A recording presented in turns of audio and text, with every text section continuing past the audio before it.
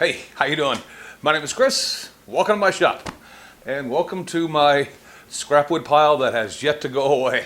Got something to do with scrap wood today. And I'm going to show you how a piece of scrap wood like this can save these. Details on that coming up next.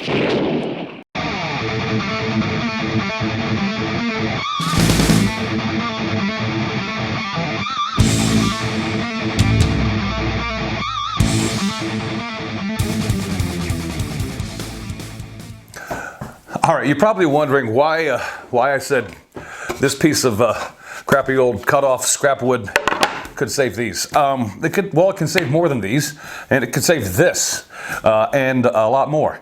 And for those of you who've been doing woodworking for a long time and who have operated a table saw for many years, you don't need to know this. This is information you probably already know. But for those of you who just have your, maybe just getting started on a table saw, or maybe thinking about getting your first one, there's a lot of things you should know about operating a table saw and doing it properly. And today I'm going to show you what I feel is probably the most important thing about operating a table saw. And in case you didn't know it, I'll tell you that the table saw is responsible for more shop accidents than any other tool in a woodworking shop.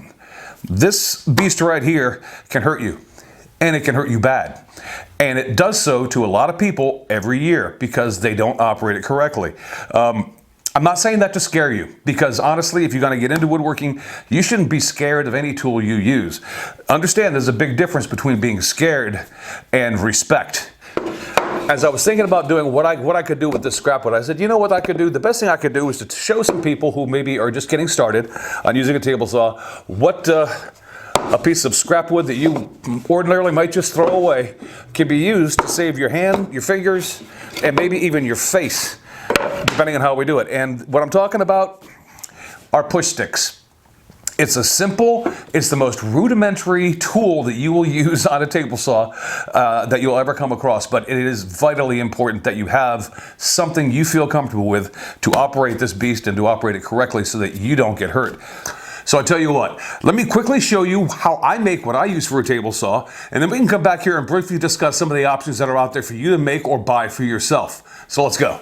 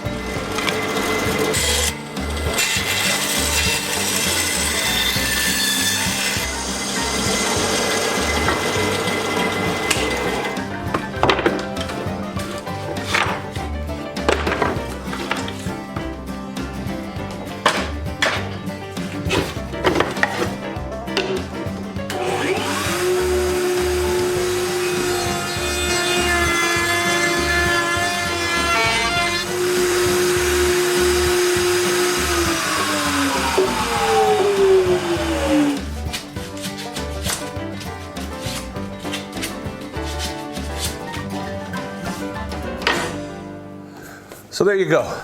That's what I use in my shop to keep my hands above and away from the blade as I'm pushing wood through the table saw. What you use is totally up to you. There are a number of different options out there for you to choose from if you want to buy one that's commercially made. This, by the way, it isn't really a push stick. This is what has been known for eons as a push shoe. But there are push sticks available. When you say push stick to me, I think of this. And those are commercially available to you. As a matter of fact, some manufacturers actually include them with their table saws when you buy one. There are other ones out there that some people swear by and other people really don't like. But either way, there's this one from Micro-Jig that you could have a look at. And those are fine too. I guess it's really more of a push block than it is a push stick. But you know, it doesn't really matter what you use. I mean, there's another version out there. My buddy Jason McGinn makes and sells these, and I'll give you a close up here in just a second. This is a push stick that he kind of developed on his own, and he sells them, and he sent me 2 of them, and I use these almost exclusively on my bandsaw and also when using my router when I feel like I need to have something besides my fingers pushing something by that spinning router bit.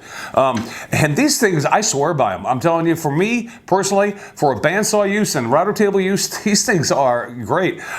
Here, let me pull the camera and I'll give you a look at what this takes. Take a look at what this thing is. Jason makes and sells these, and I'll leave a link to Jason's Facebook page down below, so if you're interested in getting one for yourself, all you need to do is contact him there. So yeah, it's just something that Jason made that, you know, for me, it worked extremely well, and that's kind of the point of what I'm trying to get to here real quickly today, is that it doesn't really matter whether you use this, you know, one of the other ones I showed or something like that. You should use what you are comfortable and feel safe using while pushing a piece of wood through a spinning blade, that if this fails, you could lose a few of these. So, you know, make whatever you want to make. You can make one of these if you'd like, if you feel comfortable with it. Make one of these, or get one from Jason. Buy one. But the point is, make one. Use one, or buy one and use one, and keep yourself safe in the shop. All right? And you can make one out of scrap wood, just like I just did, and it won't cost you a dime except for the scrap wood that you normally were going to throw away anyway. So I don't care what you do, but do this at least if you're going to operate a table saw. Okay? You guys take care. Stay safe. Get out in your shops. Make that first cut on something you can use, and I'll talk to you later.